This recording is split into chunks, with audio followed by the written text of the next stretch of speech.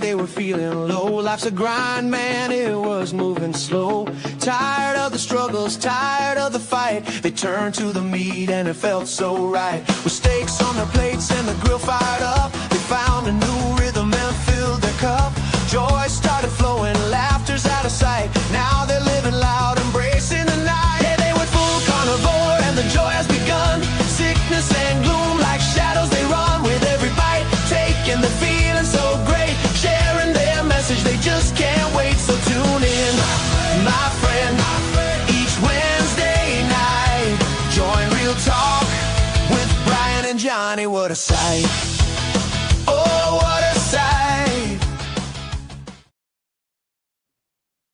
All right. Hello, everybody. It's Wednesday evening. We are back. It is a cold Wednesday evening. I don't know about where you're at, Johnny, but boy, this morning, like the wind chill was below zero, I believe, here in Virginia. Wow. And last time I looked, the temperature is like 10 or 12 degrees right now or something. So this is cold. Like Virginia, this is cold for us. I mean, it gets in the 20s and we're talking about people shouldn't be outside because they might die and stuff like that. And here it is. It's much colder than that. Yeah. A little bit warmer today. We had this day before, yesterday morning and day before yesterday morning, it was in the single digits. I think right at zero with the wind chill. But today we got up to 45, 46 degrees. So some of the ice melted, not all of it, but a good bit of it has melted. Only to learn by watching the weather forecast that we're going to have more snow Saturday and Sunday. Of course, snow was better than ice. That ice was treacherous. There was way too many car wrecks and people slipping and falling and stuff like that. But I don't want the snow, but I'll take the snow over ice any day. Yeah.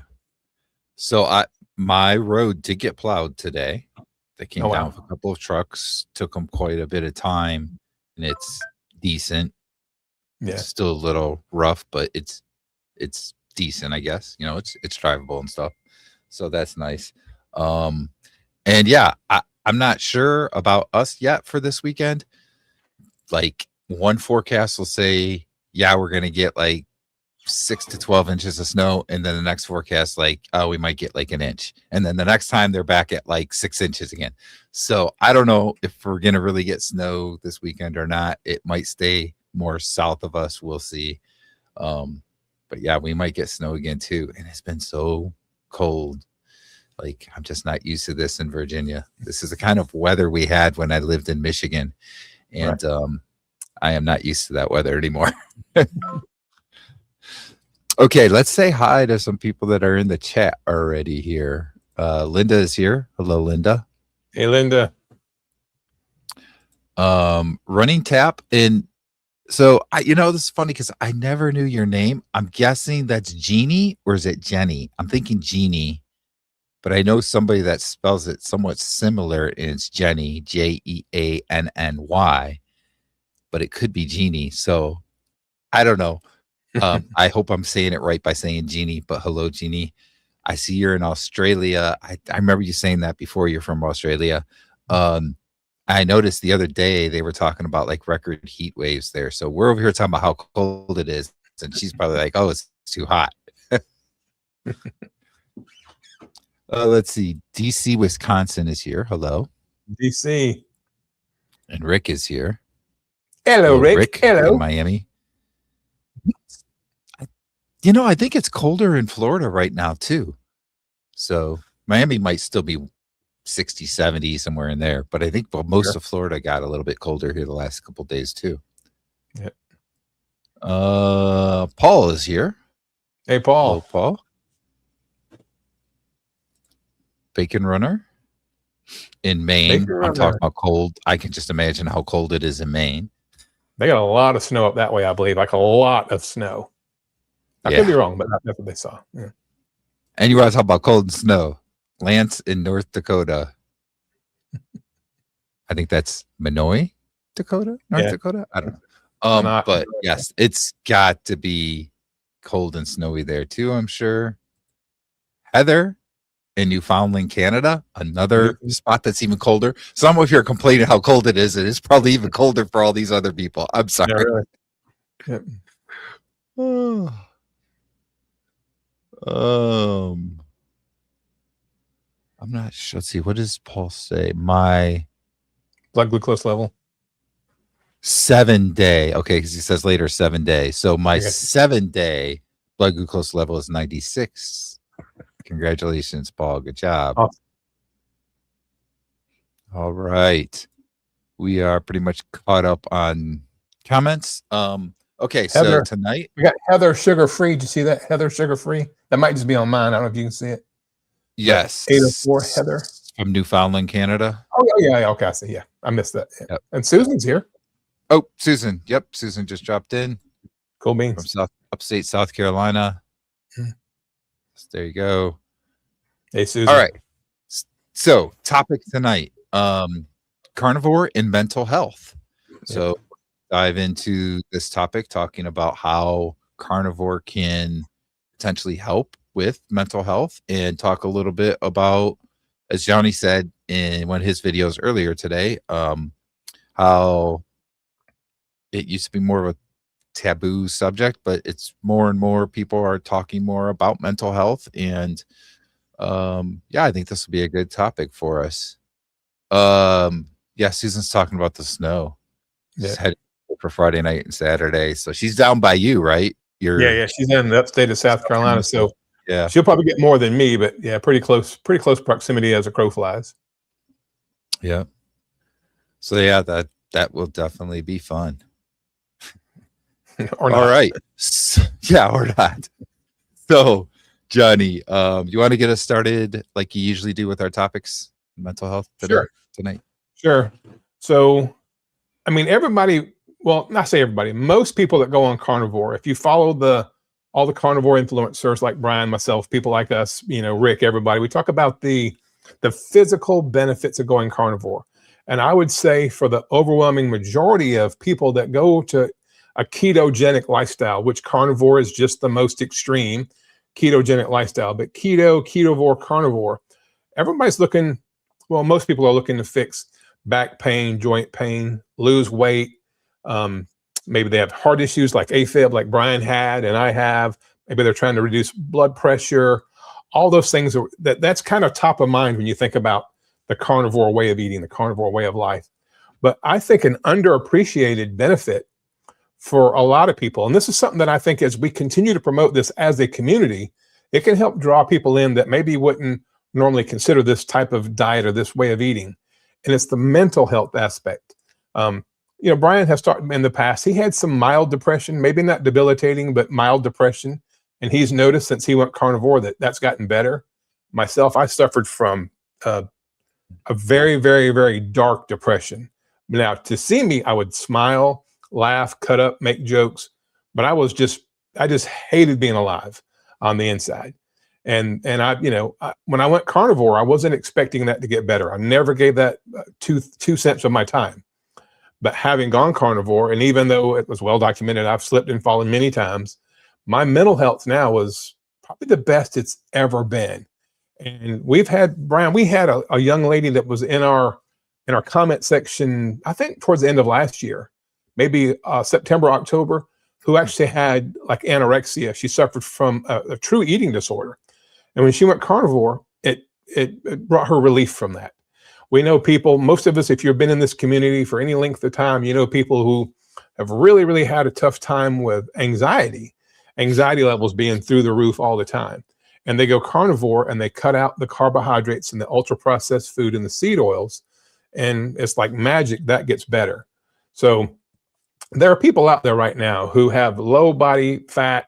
They probably don't have a lot of visceral fat. They think they're doing pretty well, but they're really suffering from mental health issues, whether it be anxiety, depression, just a feeling of gloom and doom all the time, things like that. And I would like to see this be more presented as a way to address mental health issues as well. I'm not saying Brian's not a doctor, I'm not a doctor. We're not giving medical advice here.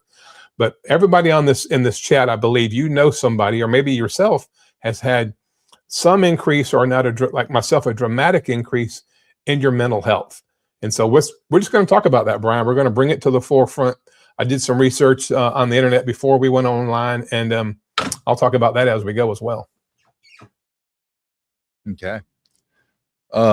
Yeah, you mentioned a little bit about me, and yeah, I had I consider it minor depression. Um, I really didn't want to even do anything or anything like that, right? Like, and I from people that I know that have issues with depression, it's kind of the same way. Like, you don't really want to hang out with people, you don't want to do anything, you just want to be in your own personal space, do your own thing, that kind of stuff. Um, and not only did I, after some time, maybe, I don't know, a few months or so doing carnivore, did I want to start doing things again. But one of the biggest things that I see is that you just usually in a good mood, and you'll catch me talking and smiling a lot. And like, I never used to smile like at all. Like, I never smiled. Right. So, and I think that's part of just the, with eating meat, how it helps with like your mood levels and that. Right. So I think that's part of it there that, that happens for me. But yeah, so that's kind of like my experiences, I guess, with it.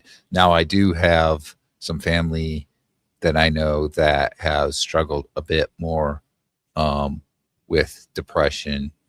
And that's like the question is, how do you get someone in that type of a situation to give something like carnivore a try? Because nobody, and I mean nobody, no type of doctors, no psychologists or any of that kind of stuff are talking about it that way, as in like, give low carb or carnivore a chance for your own mental health. So what do you think about that? Like, what can we do to try and talk to people like that and try and help them to give that a chance, give carnivore a chance or something for their mental health?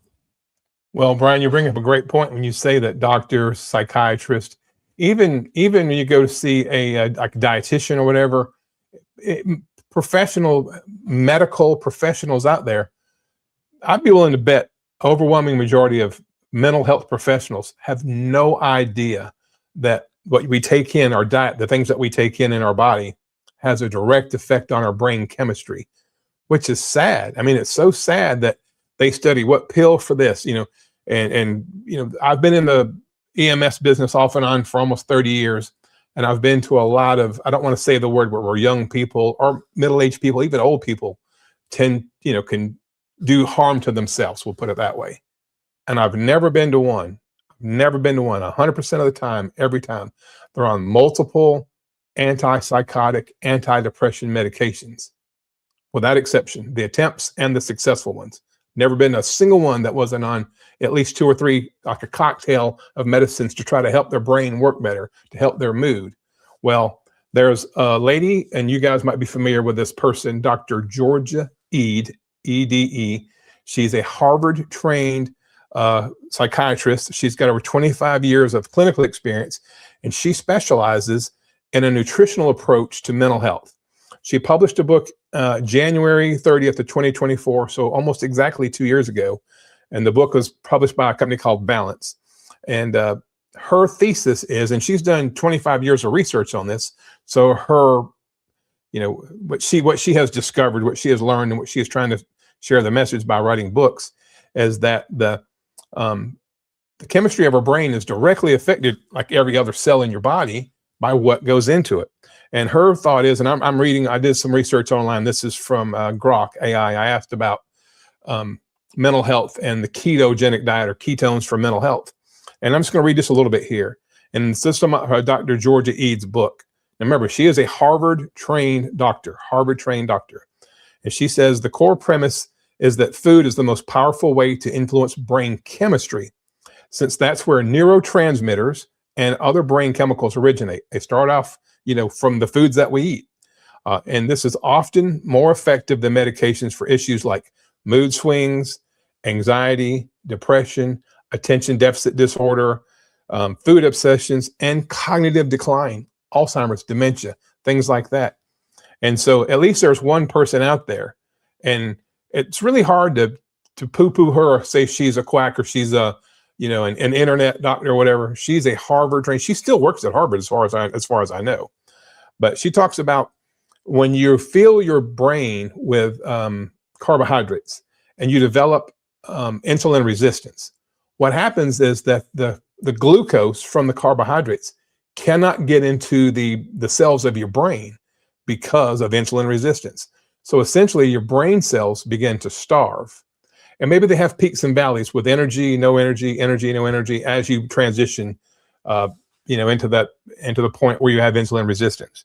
So it makes perfect sense. If you want the muscles of your arms, your chest, your back, your legs to be stronger, more efficient, and work better, you have to give it the proper fuel. And the proper fuel is a carnivore ketogenic diet, the animal fat sheet. Ketones are the most clean burning fuel. We only have two, glucose and ketones.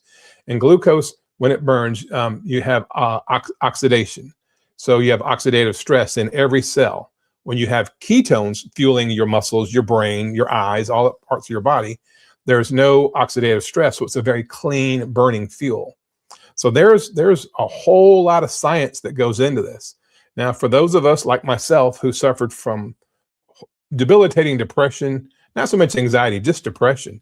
And now I've seen seen what it's like on the other side, if you will, having gone carnivore.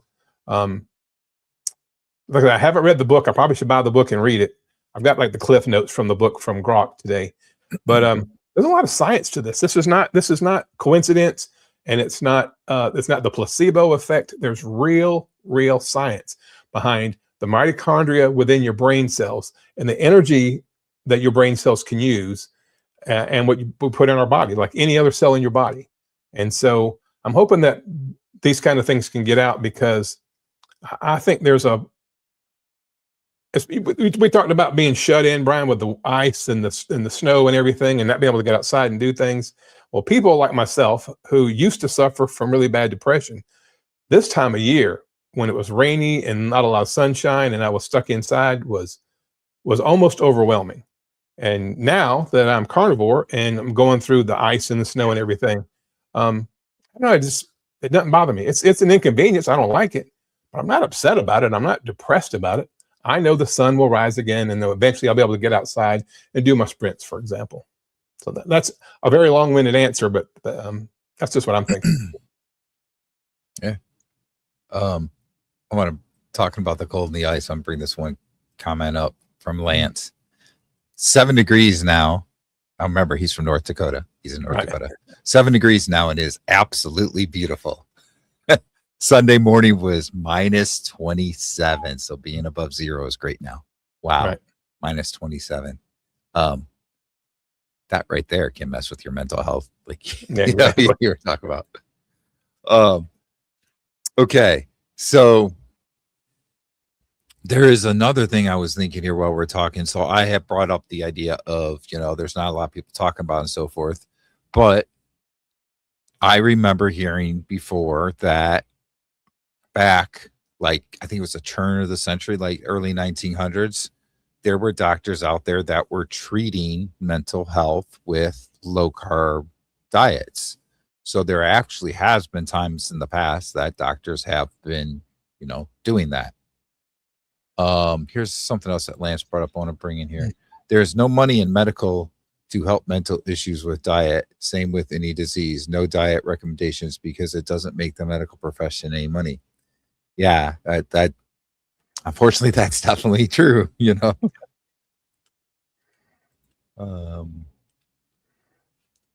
Susan says, I started keto in 2018 and then moved to carnivore in 2023. I'm a carnivore, a little bit ketovore. I was depressed before keto and carnivore. Family said I'm a different, happier person now. Feel best on carnivore. Yeah, I hear that from a lot of people too, that they just are a happier person, calmer person. All those things have to do with your mental health, right? But that was me, like before carnivore. I was the guy that would be sitting there in traffic, like yelling and upset and stuff, not getting really road rage, but almost feeling like it, right? And now if I'm in traffic, I just sit there. I'm fine. And it was funny with the one time my wife was like, how are you not getting upset about this? I'm like, what am I going to do about it? It is what it is. It's what I got to deal with. So that's just how your perceptions change, even, really. Yep. So, all right. Let's see. Yeah, Paul brings up a point. Yeah, I totally get this. Yep. Harvard trained holds very little value to me, just as I see it. She may be right, but yes, I completely get that too. There's a lot of crazy stuff that comes out of Harvard, some studies and stuff. And again, like Lance kind of said, like when you're talking about studies and that, most of the studies that are happening because pharmaceuticals are paying for them or whatever. So they're going to be slanted towards that type of a thing. So there's going to be very few studies about carnivore and its effects, how it can improve things and so forth. Something I want to bring up real quick. I watched a video. I think it was earlier today I watched, but it might have came out a couple days ago, from Michaela Peterson. That is Jordan Peterson's daughter. And she was talking a little bit about her mental health, because she had struggled with mental health issues before carnivore. I think she's been lion diet now for like 8 years. And she's actually talked about introducing a few things now, which is interesting. But she's still very much carnivore. She's like, I don't know, I can call myself carnivore. But then you hear the stuff and it's like she's 99% carnivore. So you might as well call her carnivore, right? And it's the first time in like 8 years she's been able to do anything, because anytime she's tried this in the past, it didn't work. She started feeling sick again. So anyway, going back to the point here, the mental health thing. She actually was talking about one of the houses that she lived in. There was a mold issue, and that was affecting her mental health, and how it made her an angrier person. And she would get these like bursts where she would just, lash out, being angry and so forth. And it took being very strict, lion diet, stuff like that, being in an environment that didn't have the mold and so forth, but then several years of that to really get past some of those things. So that's very interesting, that just something like that you wouldn't even think about can also affect your mental health. Yep. So you think about it, Brian, you combine environmental factors like the mold in her house, or even let's talk about like CTE. We talk about football, Super Bowl, the big games coming up pretty soon. How many football players and boxers and other athletes have, concussion syndrome or whatever? Well, if you clog up their cells with the insulin resistance and the carbohydrates and all that stuff, I think it's going to be exponentially worse, because you've got two things working against you. The cells are starving for energy because of insulin resistance. The energy can't get into the cell. And then you've got, whether it be mold or and just other environmental factors. So you can see how being lion diet or carnivore or just really strict keto can help, even when you have those other things in the background. Just makes you wonder how many people have suffered and have done really extreme things to other people or to themselves, who might still be with us today, or those incidents hadn't happened if their brains had the proper fuel. I mean, I work in a fairly big city, Charlotte. I did for a lot of years. And, we have over 1 million people here. The ambulance service I used to work for does about 400,000 to 500,000 calls a year. And a lot of those calls are the ones you don't want to go to. And they could be a person harming themselves, or people like cut their own skin and all that stuff. And you can just tell their brains are just so inflamed. And this doesn't have to be young people. It can be middle-aged or older people too. And I just have to wonder if we can really get this message out and get people, even though it doesn't make any money for the medical system, to just try it for 30 days. Maybe you're thin, maybe you're athletic, maybe you feel great, you don't have any trouble sleeping. But if you have mental health issues, you could do the N of 1 experiment, and you could try a keto or ketovore or carnivore diet for 30 days, and you could perhaps change your life, even though you think you're healthy physically, and you may be. But the mental health I think it's just as important, if not more important, as the physical health. I know for me, I don't have pain in my hips. I don't have pain in my knees. I don't have any lower back pain. I never have any pain anywhere. I can't remember, knock on wood, I can't remember the last time anything hurt. And I'll be 59 in about 4 weeks. So that's really great. But if I had to choose one, the physical pain being gone or the mental health being so much better, if I had to choose one, I think right now I might choose the mental health, because I'm just enjoying being alive. I enjoy my wife. I enjoy my job, my coworkers. I enjoy being friends with Brian. I mean, all you guys in the chat here, I love interacting with Rick. I mean, it's just like every day of my life is like Christmas Day. And I know that sounds cliche, and I'm not trying to pour it on too thick. That's just the truth. And it all comes from removing the crap from my diet and replacing it with, ketones, ketone bodies, the keto way of eating. And it was just so easy. And I don't have to take any pills to accomplish this. Yeah. Cynthia's here. I want to say hi to her real quick. So hello, Hey, Cynthia. And then I'm gonna go back to this. So this was when I was talking about Michaela Peterson, I think. Yucky veggies. So I'm gonna talk about that real quick, just real quick. Sure. But yes, so I don't remember exactly what she said that she had introduced. It was just a little bit of stuff, but I think that there was I don't remember if there was veggies, but there might have been some fruit actually. And I have no problem with people eating that kind of stuff, and I think everybody should have the choice to eat what they want to. And if it doesn't bother you, then that's probably good. What concerns me for Michaela is, in the last 8 years, every time she tried to add a little bit of that stuff back in, she had problems. And she had lots of bad problems before going to the Lion diet. Just because her body has healed enough right now that she's not having problems in the first few weeks of doing this doesn't mean that isn't going to cause problems down the road. So I hope that she doesn't run into problems because she's added some of these things that didn't work in the past but are working right now, but maybe 6 months from now might start putting her back into issues she had where she has to go back to strict Lion dieting. So I hope that doesn't happen, but that's what concerns me. And that's where I'm at, with certain foods that I've ate in the past that I know can cause me joint pain or whatever. I don't want to touch those foods, even if I had a little bit and I was like, oh my gosh, I didn't feel bad from it. I still wouldn't want to eat it again, because to me, I just think going back to what you were doing before is just going to eventually put you back where you were, and you don't want to do that. So that's the one concern I had there that kind of concerns me about what she said, but I don't know. We'll see, I guess. Holly is here. Good evening. Hey, Holly. She says, so hello, Holly. Rick had to break up ice. He's in Miami, so is he just talking about ice in his freezer? Because it shouldn't be that cold in Miami, right? You never know. This was a wild storm. I mean, I know people in Pensacola area that said it was in the 20s yesterday, but Miami, I don't know. And then Rick says, have to be mentally stable to like a quack like me.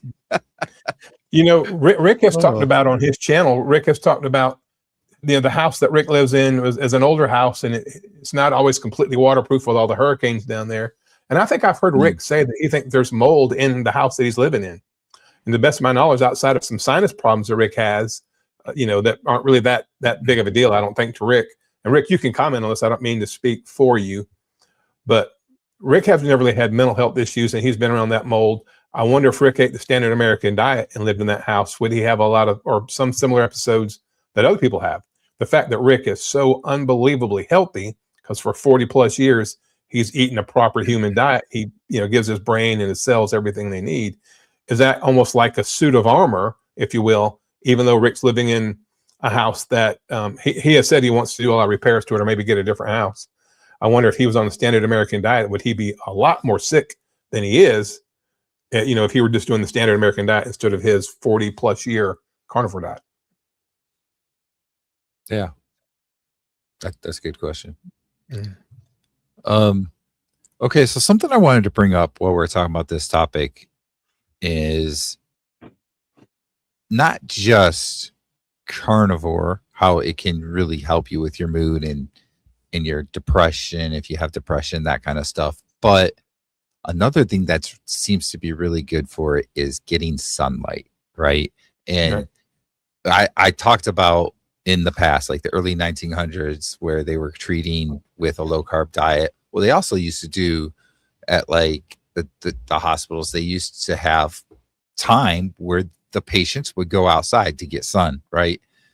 And I think this kind of ties in a little bit with carnivore because, well, we know carnivores tend to not burn as badly, at least, as people that are eating a lot of carbohydrates.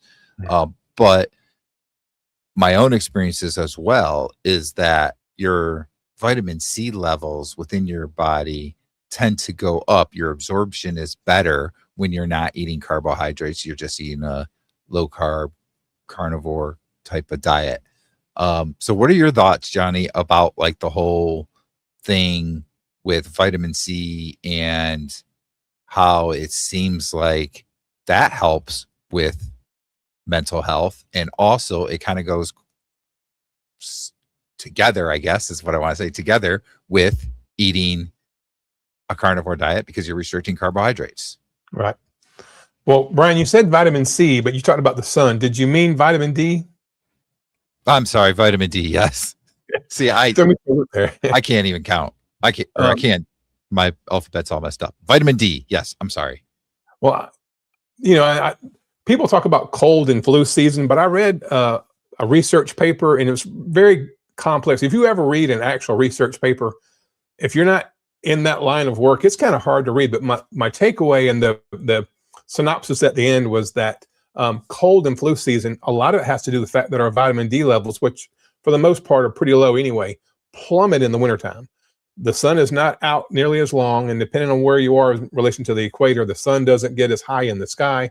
So cold and flu season usually goes along with vitamin D deficiency to the extreme. So that's why so many people, I think, Brian, I don't know if you said, but do you supplement with vitamin D this time of year? Probably not a bad idea. Vitamin D3 and K2. I probably should do more of that. But yeah, I think, and I wonder if vitamin D and your mental health, I wonder if there's a connection there. Maybe I should do some more research and see what the connection is between vitamin D levels and overall mental health. And one thing I want to go back for just a second, Brian. When I went carnivore, if you know my story, July 1st, 2023, I think, yeah, July 1st, 2023, I had plantar fasciitis in my feet so bad that it was just unbearable pain every day. On July 15th, exactly 2 weeks to the day after I started carnivore, I woke up and my feet quit hurting. I mean, I just woke up and the pain was gone and it never came back. So that was a really extreme thing that I can tell you the date and time, right? Is very specific. I had right hip pain. My left hip I had replaced about 10 years ago. My right hip actually looks worse on x-ray than my left hip ever did. And as soon as the plantar fasciitis went away, within about a week, my right hip pain went away. I had lower back pain constantly, probably because I was compensating for my feet, and my lower back pain went away. But I can't tell you exactly when my mental health got better. It's one of those things that just, I guess over time, or because it wasn't like a flashing red light of pain, I don't know how long the process took for me to go from that deep depression where, every day I was looking for a way out every day, to being the happiest person that you're probably ever going to meet. I can't tell you a specific, someone says, well, how long does it take for the mental health thing to get better? I don't know, because it just kind of happened. And I don't know if it was in small stages or if it was overnight. I guess I was so tied up with the extreme physical pain of my feet and my back and my hip that I didn't notice. But it was just really weird how it was one of those things like my, I have toenail fungus real bad, and that went away. And I didn't really notice it until one day I was doing my toenails and like, holy crap, they look normal. But there's other things that just with the going carnivore that got better that, like floaters in my eyes. If you guys know what floaters are, when you look up and you kind of see those bubbles floating around, they went away. But I don't, and it just kind of, I guess it was so subtle that I didn't notice it. But my mental health just got better, and I can't say that I woke up one day and I was better. It just happened. I don't know what the time frame was. And maybe at first I might have attributed it to not being in so much pain, made me want to, be happier because I wasn't in pain. But I think it's deeper than that. I think it's chemical related. I think it's biochemistry related with the ketones feeding my brain versus insulin dependence or insulin resistance and the carbohydrates that had filled my brain for 50 some odd years. But anyway. Yeah, I think that's interesting. And I kind of agree. Like, again, I didn't have really bad depression. I would just label it as mild depression, but I can't necessarily pinpoint either. I think that maybe it just slowly gets better. And then you kind of get to that point. You're like, hey, you know what? Because like one of the first things that really got me thinking about that was, I remember one day I asked my wife if she wanted to go out and do something after I got done working. And she was like, you never want to do anything.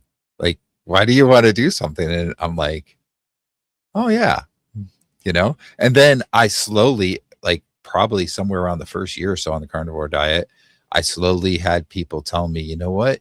You seem to be happier. You're smiling a lot. You never used to smile. So yeah, I think that it's more of maybe a gradual thing that happens. And because it's gradual, you don't notice it as much as like, if you, for instance, let's say you lost a lot of weight, like I lost 60 pounds in the first 3 months, like you could really notice that, right? I could really see that when you go from not being able to sleep in bed at night for more than a couple hours because you are so sore. And then like a week later, you're sleeping in bed all night and you're not sore. You really notice those types of things, right? But maybe with the depression, it is more of a gradual thing. And because it's more gradual, you don't notice it quite as much. Yep. We got some new people here in the chat. Spanky is here saying hi to everybody. Mm-hmm. Okay, I think that's the only new person. We do have some commented here. You Americans cannot spell mold correctly. Mold. So we spell it MOLD, and apparently in Australia. Why can I not think today? I was saying vitamin C instead of vitamin D. Now I couldn't remember Australia. In Australia, you guys put a U in there, huh? That's very interesting. I did not know that. Wait, what? Rick just listened to the song about Milton. It was great. Rick has a song out about Milton, his cat. Did you know that? I didn't know that. I didn't know that. We'll have to check it out. Huh. Camden Wise is here too. Okay, I'll get there in a second. Sure. Rick says, ever noticed how mild my cold flu symptoms are? Ever noticed how mild? I know when Rick and I were talking once before, maybe one of the interviews I did, he mentioned how he does get sick, but it's very mild. Like he gets over it a lot quicker than any of his friends. So I'm sure that has to do with the vitamin D. Okay, where are we looking? Camden, here we go. Yes, Camden is here. So hello, Camden. Hey, Camden. Cynthia says, my severe depression went away within 2 weeks of starting carnivore. And this is the whole thing where everybody's different, right? It's interesting. I haven't had it since. I was so bad that I had my suicide planned. The only thing that saved me was the agoraphobia, fear of being around other people. She became a recluse. Okay. Wow. I am glad that you went to carnivore. Yep. Yes. I couldn't leave the house to follow through with it, and I didn't want my husband to come upon me afterward. Okay. Well, I am so glad that you found the carnivore diet and that you have gotten past that.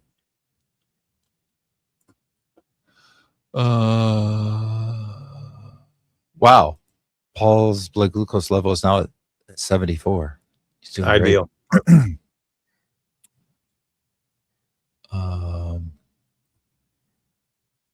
Okay, here's somebody new, I think. K Day 9438. So hello. Can you K-Day? consume dairy? I love dairy, cheese and heavy cream only, and it makes carnivore more interesting.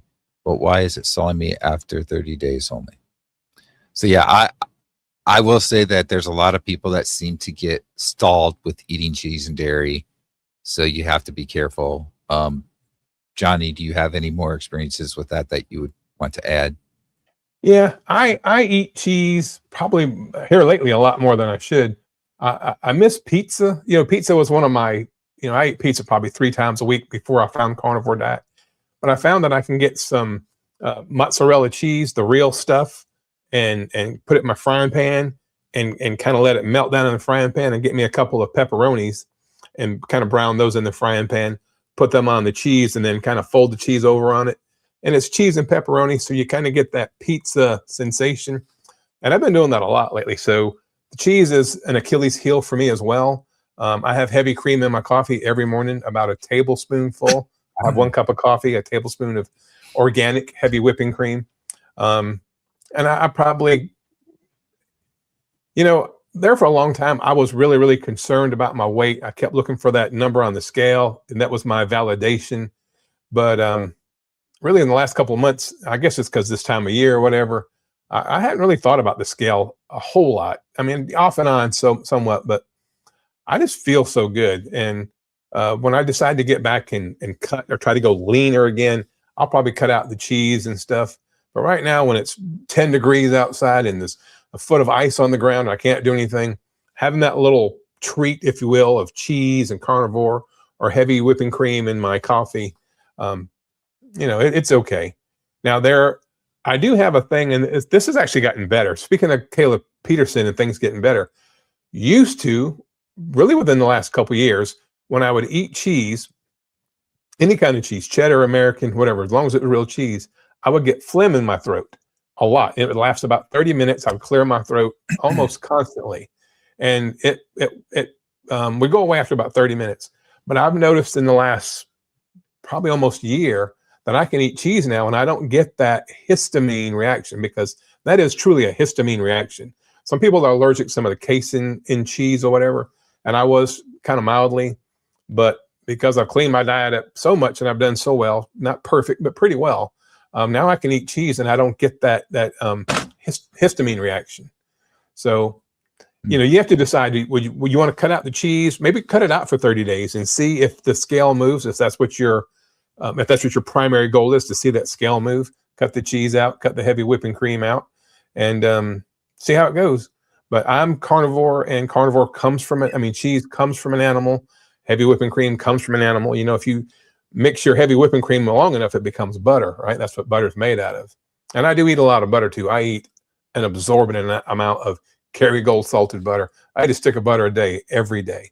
I have actually had 2 in a day. Wow. So anyway, a long-winded answer, but I hope that helps.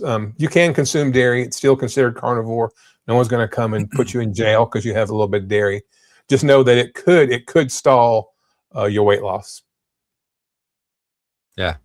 Now, I will say also, when it comes to like cheese, maybe the quality of the cheese is going to make a difference as well. Yeah. So for me, when it comes to cheese or dairy, I usually, if I'm eating that day, which is most days, I have because I use it as like fermented, right? So I get aged cheese, maybe some like blue cheese.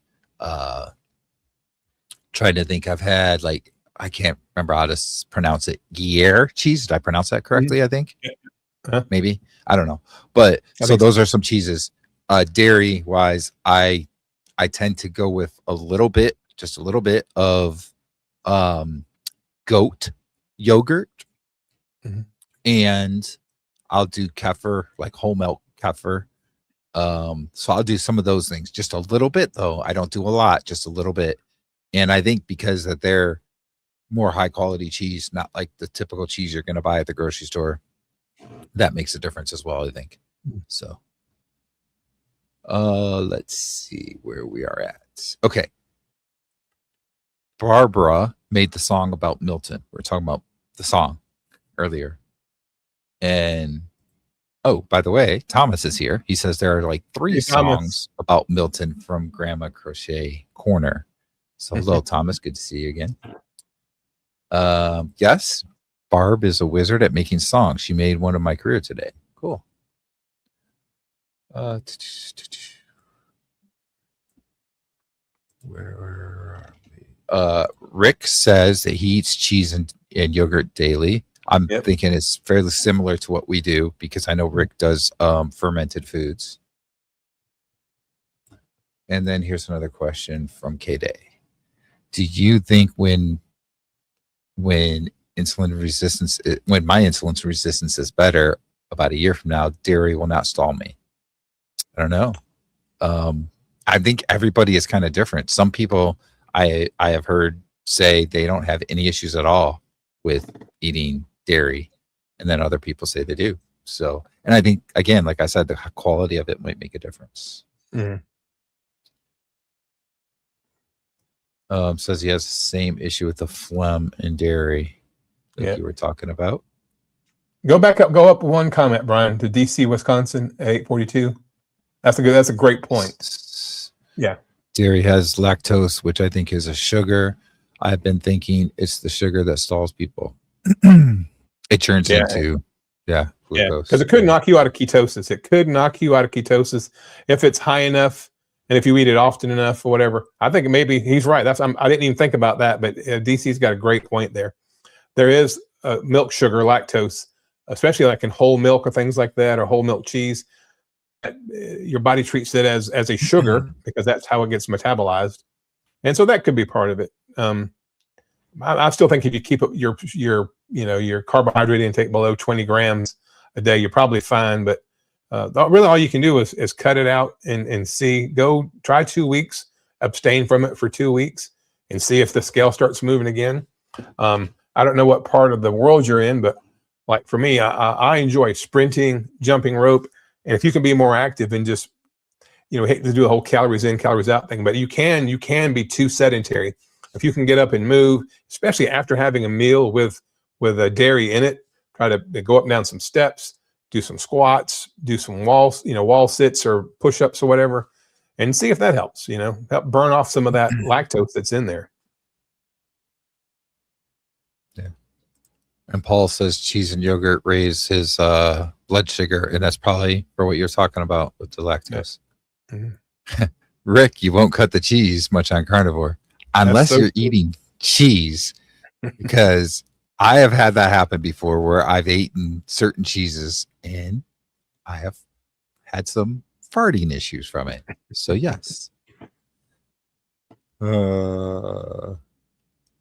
Coach Julia Edens is here. Hello. Hey, Coach Julie. Let's see. Susan says, I eat a little cheese with and HWC with heavy whipping cream in my coffee. You guys keeping me on my toes here, trying to keep up with all the acronyms.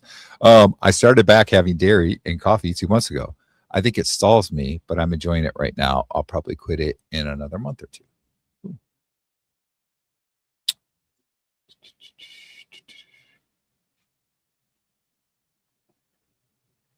But not cheese in my coffee.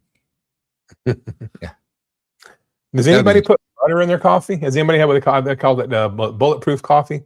Put some Kerrygold butter in your coffee. I haven't done it lately because I've got the heavy whipping cream. But if I don't have any heavy whipping cream, I will put about a teaspoon of Kerrygold butter in my coffee.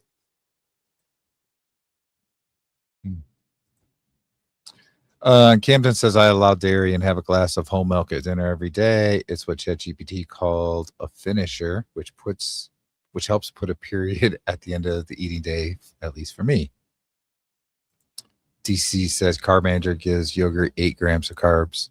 Yeah, it probably depends on the type of yogurt, because I know some of them have a little bit more sugar in them. They'll say right in the nutritional info.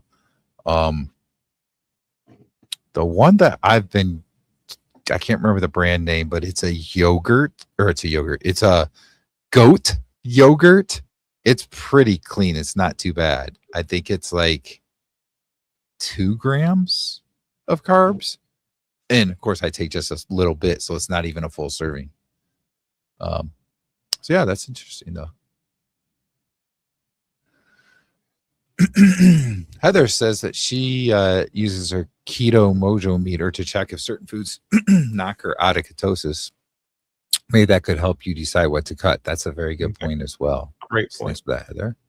And the Keto Mojo is not that expensive. I've still got one somewhere. I haven't used it in a while, but they're really not that expensive. And they give you your blood sugar and your ketone level. So pretty good investment if you're doing some investigating on what triggers your weight loss stalls or whatever. All right. So for your question about butter and coffee, Cynthia says, I like butter in my coffee. Also add egg. Never done the egg. Running I think tap, Thomas said he puts it in there too. I have butter and coffee. Susan says, I put butter in coffee and a little pink salt. That's cool. Yes, here we go. Thomas said, excuse me, I have, Johnny, but haven't had coffee in 28 days. Good job. I just don't like butter in my coffee. I just like it black. Yeah. Nobody is saying the answer I would give, and that is, I don't drink coffee.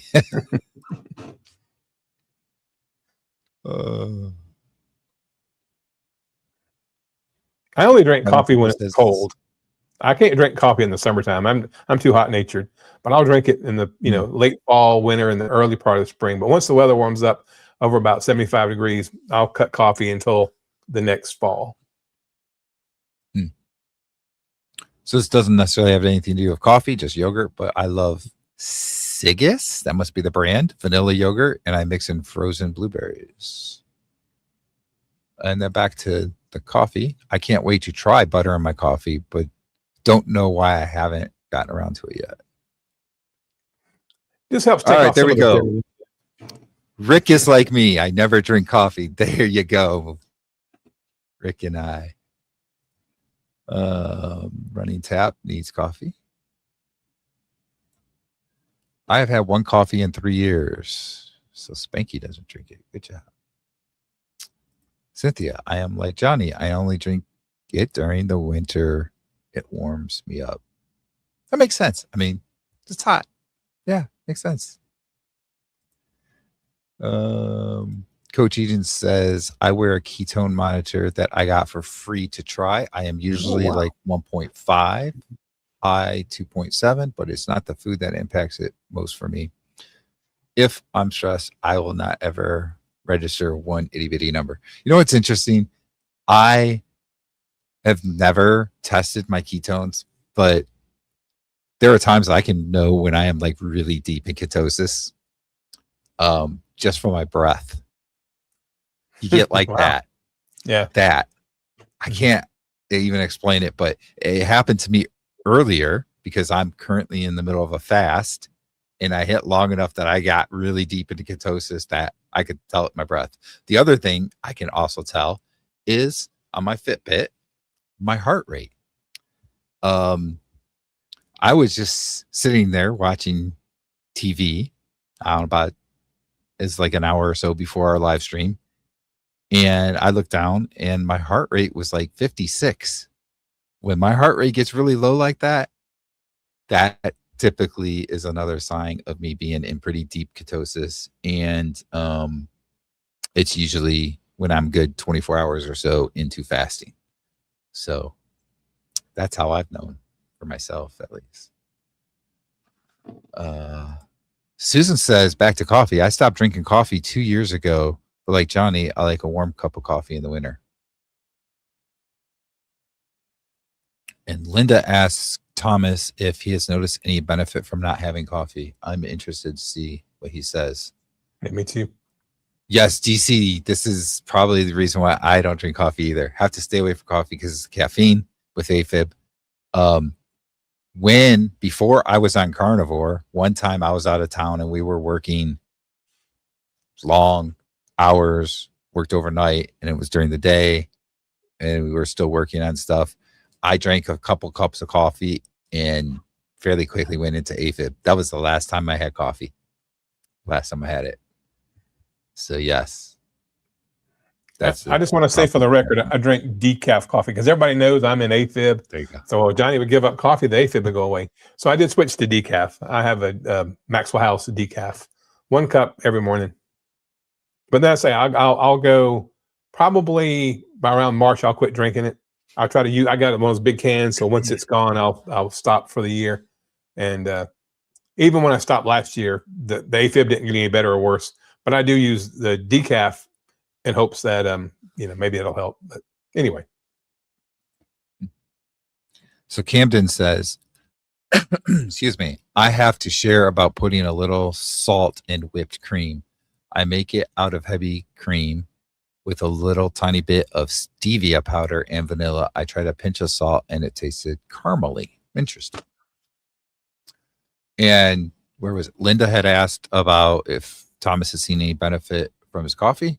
And Thomas says, with this cold, Linda, I am not sure, but I have noticed no need for it. So interesting. Broke the addiction.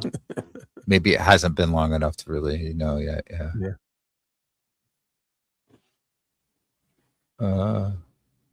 Yeah, I'm not very familiar with carnivore ice cream. I know Dr. Kiltz is big on it, but DC is saying that that's what Camden described, kind of sounds a lot like the carnivore ice cream. Spinky asks, who here puts Cool Whip on their pumpkin pie? Asking for a friend. Back in the day, right? Back in the day before carnivore. Actually, I was never a Cool Whip type of person. When I ate pumpkin pie before carnivore, I always had it plain. Nothing that. That's just me. But anyway. Brian. Yes. I saw a video the other day. A guy took heavy whipping cream and he had this device that had like CO2 in it or whatever, or it was a compressed air, and he made Cool Whip from heavy whipping cream. It was kind of cool.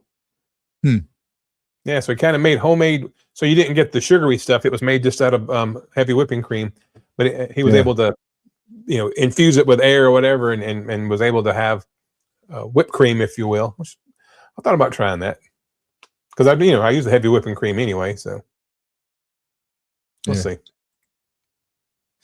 Rockin' Coach Amy is here. Hello, and she says the Cool Whip had to be 3 times as big as the pie.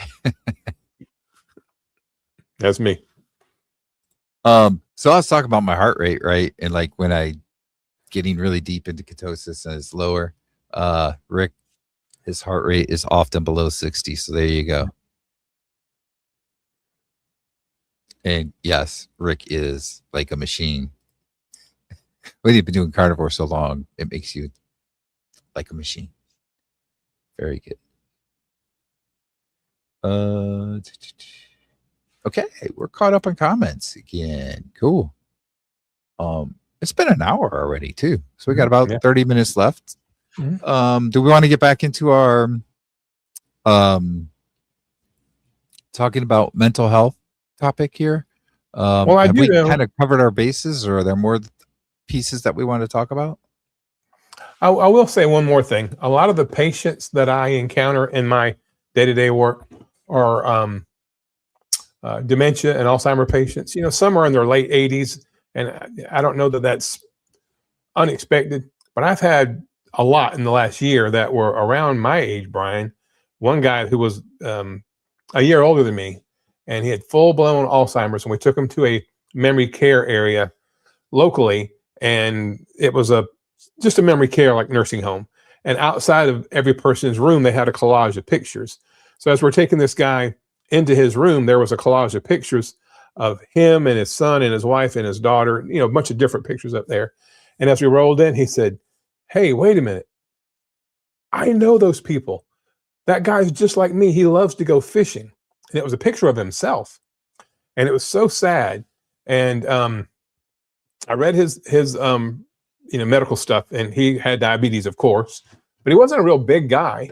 I just think that this whole explosion of dementia and Alzheimer's and these degenerative brain diseases that we're seeing younger and younger as the diet gets worse and worse and worse, and there's more seed oil and everything and all that stuff. And in the book that I was quoting earlier from Dr. Georgia Ede, she talks about, degenerative brain diseases can at least be stymied on a ketogenic, using ketones to fuel the brain.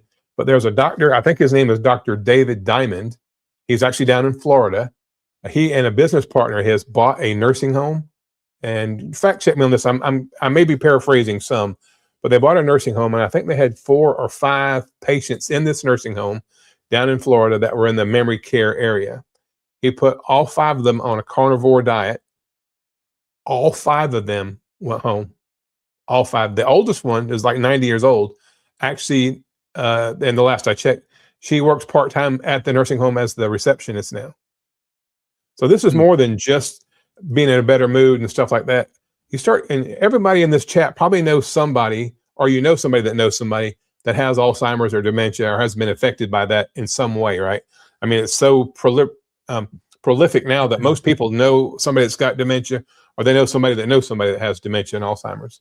And so the more we can get this message out, just trying to fuel our brains with a proper human diet, we might can alleviate a lot of the suffering. Because you see people. I had a lady the other day, 61 years old. She was a beautiful lady. We took her. She had been at the hospice house, and that sometimes the hospice house will let people come there and stay for like a week, so the family can kind of catch a break, get caught up on housework and stuff. So we're taking this lady back home. Her husband, who she'd been married to for 44 years, said she'd been in that state, and she was nonverbal. She didn't say a word. She smiled a lot. She was beautiful, but said she's been that way since she was 55. So that's 4 years younger than me, and about not too much further than where you are, Brian. And she's already nursing home bound, and her husband has to care for her 24/7. And probably, you can't say for sure because nobody really knows, but probably it's because she has insulin resistance and her brain just doesn't work right. And man, how cool would it be if we could really get this out there and see more and more people like that nursing home down in Florida by Dr. David Diamond reverse this stuff and be able to live a life instead of just an existence. Anyway. That was all I was going to put a period on the whole thing about mental health, because it's not just, anxiety, depression, and things like that. But you look at the degenerative brain diseases that I think goes along with that same chemistry.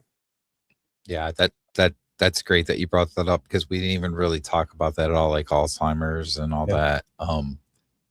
And I mean, think about it, like your brain needs cholesterol to function properly, right? Needs fat. Yeah. And we're pretty much told to eat lean, to cut your fat. And if people have high cholesterol, they want to put them on statins to lower their cholesterol. And then we have this big epidemic of, people getting Alzheimer's and dementia and so forth. And that's a great, I'm glad you brought that up, because we didn't even think about talking about that earlier. Yeah. But it's that same pathway. It's that same pathway in the brain for the fuel and the insulin resistance, blocking the brain from getting what it needs. So you have these personality changes and mood swings, but you also have degenerative diseases for that same exact pathway. Yeah. I want to bring this up real quick that Spanky put in here. I used to go into this nursing home to see my grandma many years ago. There was an elderly man that thought I was his grandson. So for about 3 months, I visited him twice a week till he passed. Yeah. And he was so happy when I was there. That's fair that you did that. Yeah, that is. Coach Eden says, my dad was tall and skinny like Rick, but ate 100% crap. And of course got diabetes around the same time. Yeah.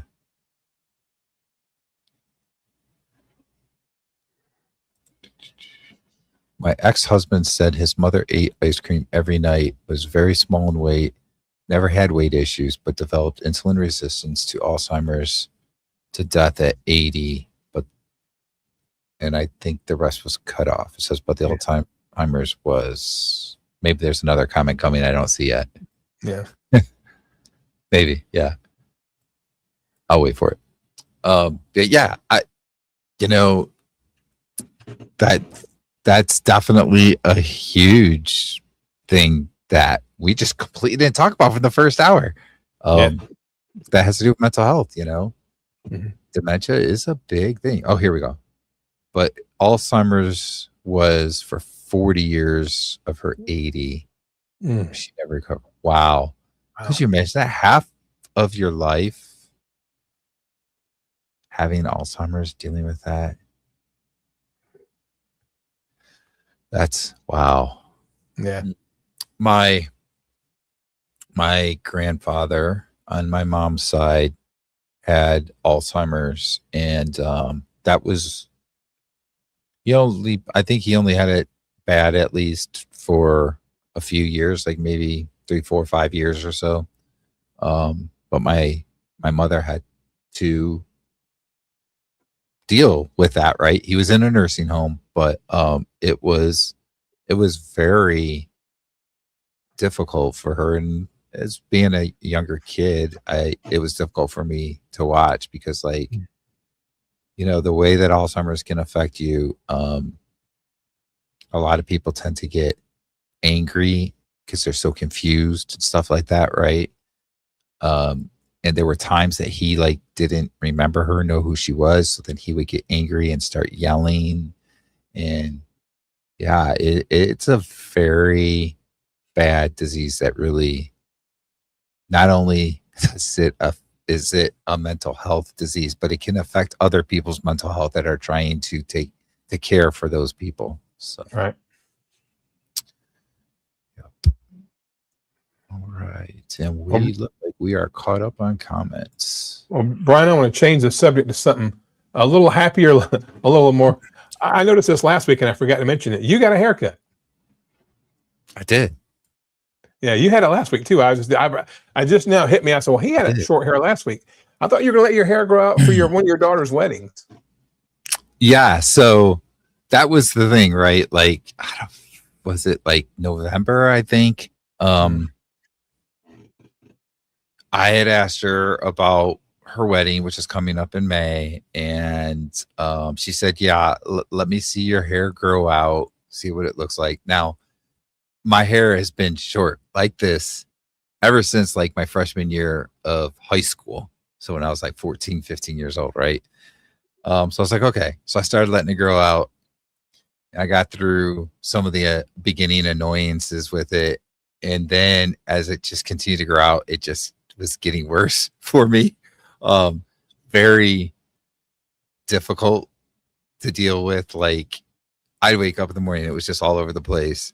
I'd get a shower and it still would be like difficult to try and get it to do something.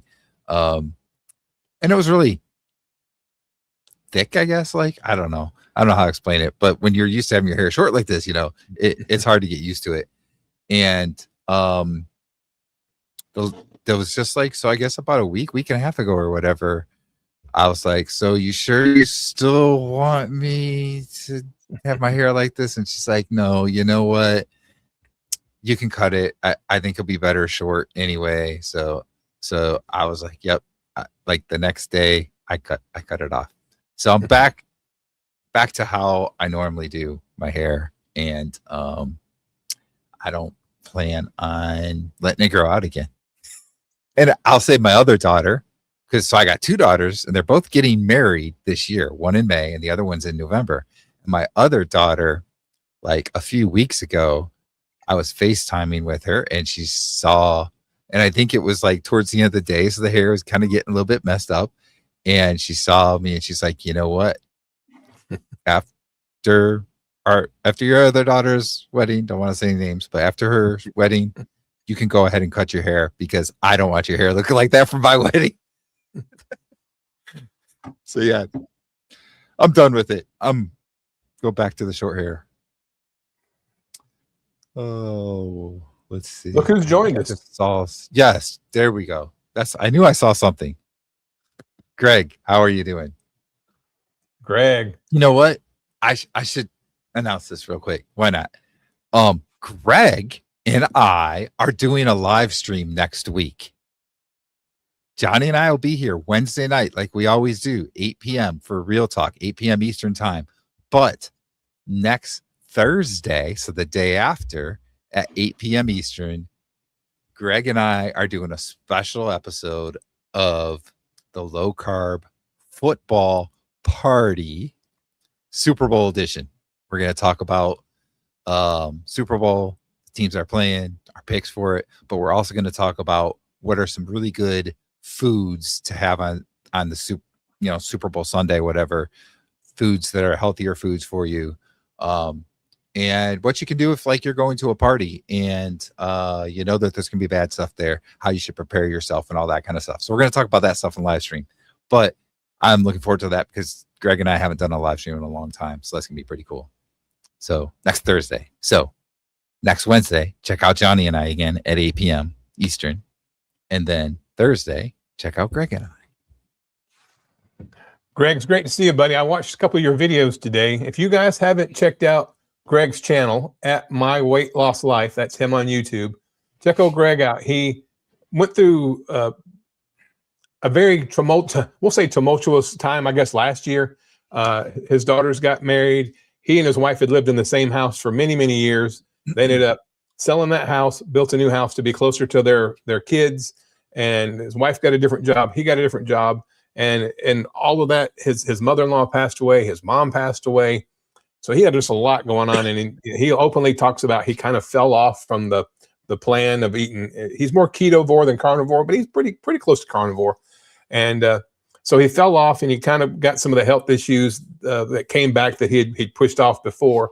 But he's back on track. He's down 10 pounds in a couple weeks, I think it was. Or 3 weeks. He's doing great. So you guys check out Greg, My Weight Loss Life. He's great. You'll enjoy his content. And I'm so glad you're back, Greg. I missed you, buddy. It's great to have you back. I actually spent the night when Greg lived in northern Iowa, up near the Minnesota line. I went up there when I was a truck driver, and he and his wife had me over, and we cooked and ate and made some videos, and it was awesome. So glad to have Greg back. Seems like he's really kind of got his life is leveled off now. He's back down to earth, and he's doing great. So Greg, good on you, buddy. Good on you. I loved your content. I'm going to continue to watch all your videos. Keep putting them out. Did you see, I think it's his last video with the truck that came around barreling around the corner? Right above it. And then I watched the actual video about his results. And I meant to go back and watch that one, but then my wife wanted to go. We went out to Logan's Roadhouse Steakhouse tonight, but I will go back and watch that. Apparently a truck almost hit him while he was filming his video. Yeah. So you got to see it in the video. And it probably doesn't look as bad in the video, but I know because, I do recording sometimes with my phone and so forth. And he was recording with his phone, I'm pretty sure, if I'm not mistaken, in his car. And when you're seeing whether it's like through the side view mirror or rear view mirror or whatever, or just through your phone or whatever, sometimes things look really close up. And this truck came around the corner and we kind of like was sliding a bit, and then it started going normal. But as it's like sliding, it's kind of like coming, like it's going to come towards the car. So even me just watching it in the video, not through the side view mirror or any of that kind of stuff, I was kind of like, is that truck just going to slide into him? It's like a pickup truck or whatever. So yeah, you got to check it out. It's funny. I was like, oh my gosh. I'm laughing here just thinking about it. Hey guys, everybody in the chat. I thought about this. I meant to mention this earlier. We forget every week, Brian. If you haven't hit the like button, hit the like button for us. Let's see if we can push this algorithm to help Brian and I get this message out to more people. We're getting more and more new subscribers and new viewers every week, and it's going great. We really want to push this out. So if you haven't hit the like button, go ahead and hit that like button for me. And if you haven't subscribed to my channel and or Brian's channel, go ahead and do that too, if you will. We appreciate it, y'all. We're doing our best to try to help save humanity. That's what we're all about, trying to get people to see what we see and live in this great carnivore lifestyle that, it's like winning the lottery of life when you feel this good. You know what's weird? The same thing that happened to me last time, and I think it might be my internet. If you saw my video that I put out earlier today talking about the live stream we're going to have, I mentioned that my internet's been kind of weird today. I was just telling Johnny before that the little, I'll just call it a box thing that's outside where the RF comes into my house for the internet. It's not fully closed.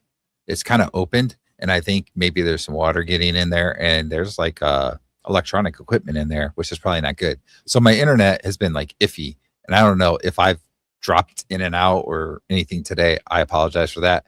But this happened to me last week too, where I didn't see any new comments, and then all of a sudden, like a ton of new comments came in, but their timestamps are at different times. They're like over 5 minutes. Like for 5 minutes, I wasn't seeing any comments. It's really weird. Wow.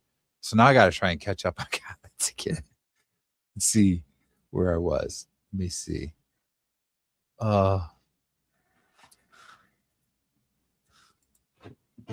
So Spanky said mental health is a huge thing nowadays. Mind you, years ago, we just swept it under the rug.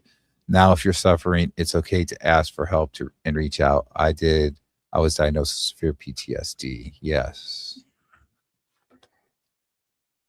So I use humor to hide the pain. I know somebody else that says that they use humor for it. Yes. Holly says, I worked many years as a nurse on dementia units. I went through the snack basket for the patients once. The cleanest snack in the basket was Lay's potato chips. The rest was highly processed. That's like the one you were talking about. The guy that you took him back to his room or something. He had this big care basket of like candy bars and stuff. Oh yeah, yeah. Jeez. And as bad as that is, to kind of put another thing, my mom died of cancer, and while she would be sitting in the chair getting her chemotherapy, they would bring donuts and honey buns and candy bars around in orange juice for all the people getting chemotherapy. And anybody with 2 brain cells knows that cancer's favorite food is sugar. But you got to keep those customers coming back right up until they die. Yes.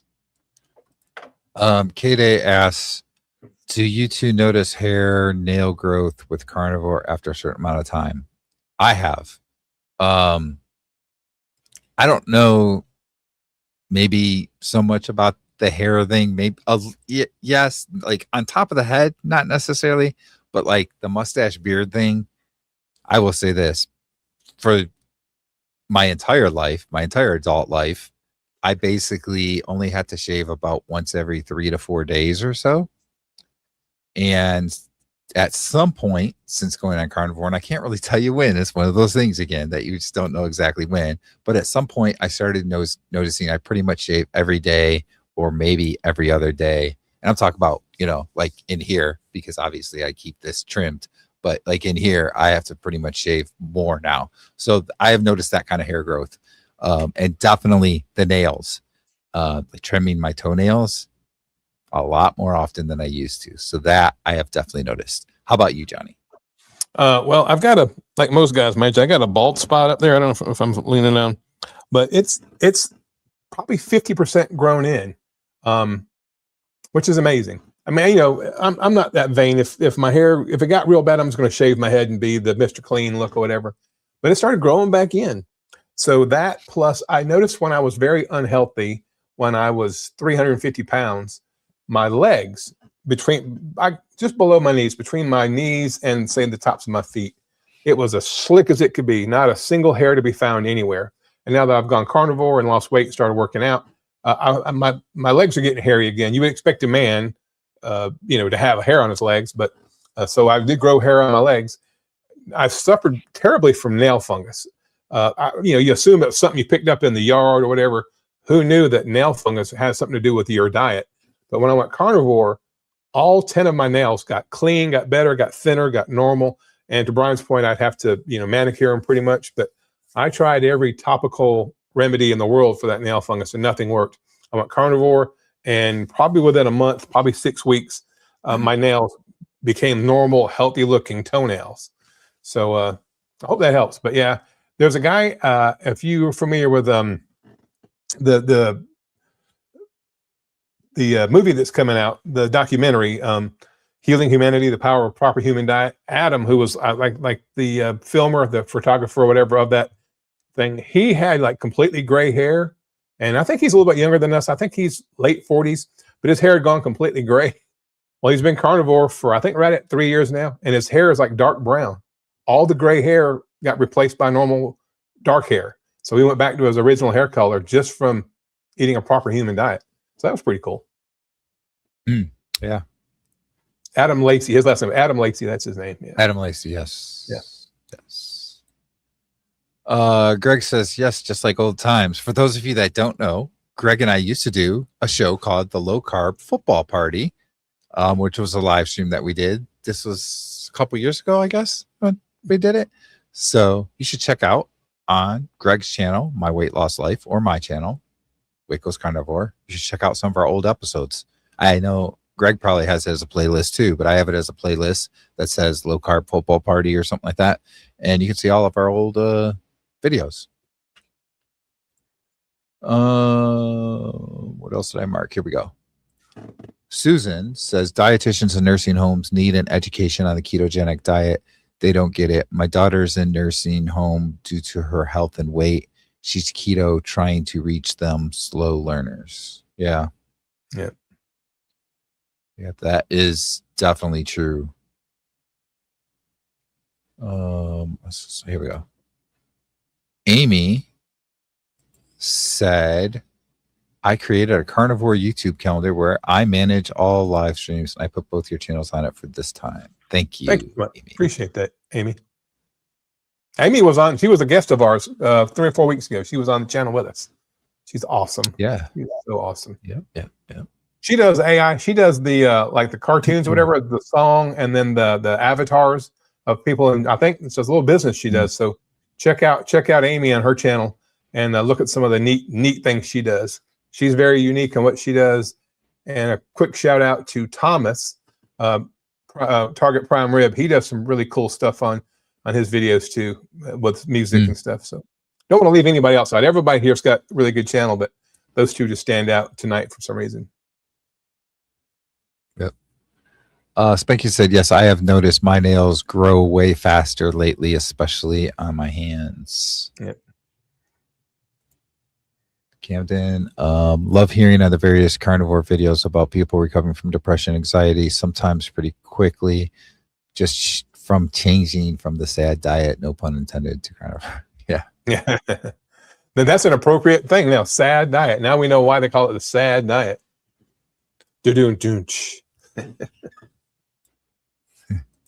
So Cynthia says, my leg hair has grown back, but only below each knee. I call them knee beards.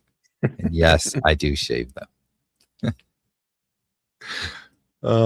Thanks for making me laugh, Cynthia. Yep. Oh, hey. Peter is here. Papa Carnivore. Hello. Hey, Peter. Hey, good to see you, buddy. You. Right. We are caught up on comments again. Okay. Yep. We got a few minutes left. Brian, what time are you and Greg going to do your thing next Thursday? You know what time? Have you got a time yet? Because Greg is in Central Time Zone and you're in Eastern Time Zone. Yep. I believe we were doing 8 p.m. Eastern time. So just like we do. So it'll be 8 p.m. Eastern, 7 p.m. Central Time. So yeah. I mean, I'm pretty sure that's what we did when we did the low carb football party, but we might have done 9. I don't remember. But for anybody on the East Coast, I try not to have us go too late, right? Because then it's harder for them. And if you're like more West Coast where you're not available, you can always watch the replay. So that's what I was thinking. And how many sardines will be eaten on the show? You're gonna have to ask Greg that because I'm not having any. I don't know if he's having any. I thought we were gonna go an entire live without talking about sardines. Nobody talked about it in the comments tonight. It's like Christy in Picanha from Meeting Wellness. She always talked about picanha. It was her favorite thing. So we almost went the whole time. I would always get her if she and I were on a round table together or whatever. Before we ended, I would say something about picanha just to make sure that it was brought up over the course of the 2 hours or whatever. Yeah. You know what else is interesting that you bring up Christy? when I used to do the live show with Greg, I had this problem that I was always knocking my microphone over. And it seemed like every live stream I'd have some kind of a fumble or something. I knocked the microphone over or something. I think one time I hit my camera. And I remember having Christy on once, and we went like the entire live stream. It was like hour and a half, 2 hours, whatever it was. It might have been a couple hours. And right towards the end, I knocked my microphone over. And she was like, yes, it happened. All this stuff. But you know what? It never happens anymore. I can't remember. I don't think since we've been doing a live stream that I have knocked my microphone over. It's the calming effect of the Carnivore Champion. It might be because, well, Carnivore Backwoods, remember him? Yeah. I remember doing a live stream. Yeah, I remember doing a live stream with him one time too. And I was like, oh, man, my microphone went flying. And he's just like, he's looking at me like, what's going on? So I don't know, but it doesn't happen anymore. Oh gosh, and here come the sardines. Yeah. I have a can of sardines ready to go. Well, I'm glad you're on the other, not all the way across the country, but halfway across the country from me, because I don't want to smell those sardines. Oh, best way to eat sardines is open the can to the trash can and throw them in. Yes, I agree. Brian, that and calling your live the football party. Yeah, what was it?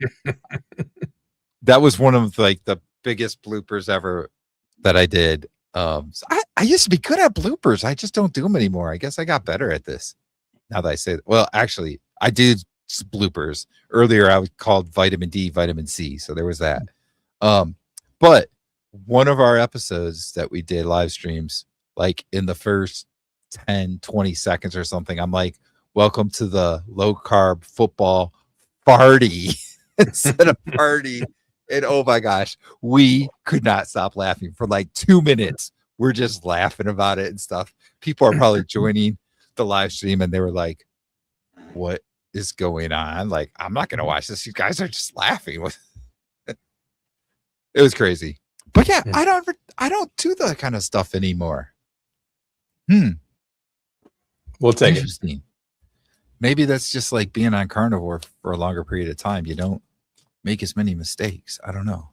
I make a lot of mistakes, but don't get me wrong. I don't know. Oh, well. Oh, well, we are almost at 9:30. Johnny, what you got going on with your channel that you want to talk about? Well, I put out a video today, Brian, a little earlier, kind of talking about mental health and kind of prefacing tonight's show. At the very end, I have a little workout montage and some music that I put on there. It's a song that I did on AI, this website called Songer. That's where I make my songs. And it's one of my favorite songs I've ever done. So it's on there at the very end. It's only like a 6 or 7 minute video. And I referenced my grandmother. And so if you guys want to check that out, it's on my channel. It's called I Blame Carnivore. And but I ordered a new gimbal today. I'm hoping to have it in the next couple of weeks when the weather warms up and I can start sprinting again. When I go out and I do my sprints and put them on my video, I've got where I use one camera at the very beginning of the sprint so you can see me taking off, and then a camera that I'm running towards so that you can see me running in that direction. Well, the gimbal I ordered today is an AI thing, and it follows you, the gimbal. So I'll put my camera on it, and then the gimbal on a tripod will actually follow me. So hopefully I can set it like in the middle of the 40-yard or 50-yard dash, whatever sprint I'm doing, and it can follow me from one side to the other. And the neat thing is, when you want it to stop following you, you just hold your hand up, and it reads that as stop, and then you go like this if you want it to start following you again. So kind of neat.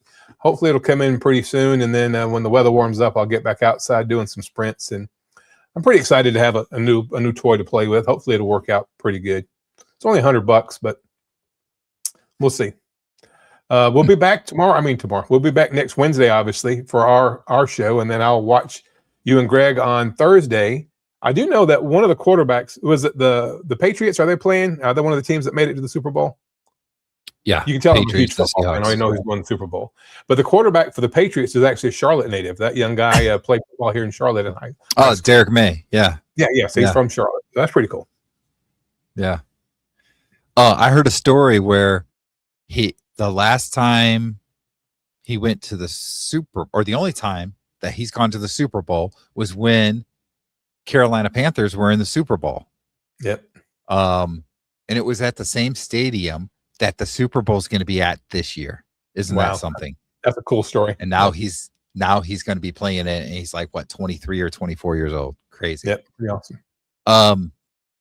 Yeah. So, all right. So for me, I'm going to try and get back to doing some of my normal videos. I hadn't been quite as much into it. I didn't have one Monday, Wednesday. This morning was just kind of a quick whatever thing. So I'm going to try and get back on track with doing those videos because, you know, with the snow and stuff and clean up, but it's been rough. But anyway, but like Johnny said, we got the live stream Wednesday. Then I got the live stream with Greg, My Weight Loss Life, on Thursday. And I'm going to go ahead and put this out here now. Then the following Monday, February 9th, I am going to be on Coach Eden's channel. She's doing a live stream at 4 p.m. So I'm going to be live on that. And if you don't already follow her channel, go check her out. Go follow her channel. It's good. It's going to be fun. So I'm kind of hitting the live circuit, if you will, lately, right? I was on with Dr. Nelson. When was that? Like a week or two ago. Yep. I was supposed to have one coming up, I think, next week with Dr. Kilt, but unfortunately he has to be out of town. So I had to reschedule it. So that's rescheduled for another time. But so I have a lot of live streams coming up here, which is going to be interesting. One of these days, I might knock my microphone over again. We'll see. Hasn't happened in a while, though. So I'm sticking with that. But anyway, thanks everybody for joining us tonight. We'll see you again next Wednesday, 8 p.m. Eastern Time, 7 p.m. Central Time. Have a good night, everybody. Bye-bye, y'all.